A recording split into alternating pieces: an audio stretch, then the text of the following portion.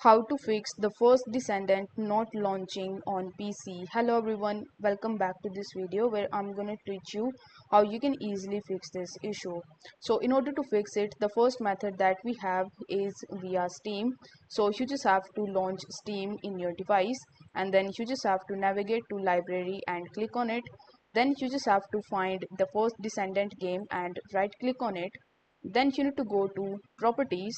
In the properties you will be able to see the local files tab, so you just have to click on that, and then you just have to click on verify integrity of the game files button.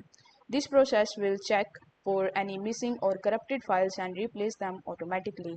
Then you need to wait for the process to complete, and once it is complete successfully, you just have to restart your PC and you just have to relaunch your game. Now if this method doesn't work for you, then what you can do is you can simply try the second method, in which you need to update the graphic drivers. For that you need to identify your graphic card, whether it is Nvidia, AMD or Intel.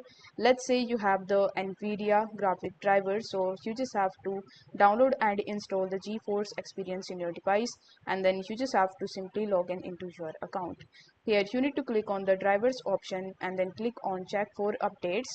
In the next step, if there is any update available, then you will be able to see the download button, so you need to click on download and the update will be start downloading in your device. So after updating the driver, you just have to restart your computer, and then you just have to launch your game and check whether this problem is fixed or not. There are high chances that with the help of these two methods, you are definitely going to fix the launching issue in your PC. So I hope the video was helpful, and if it was, then don't forget to like the video and subscribe to the channel. Thank you so much for watching.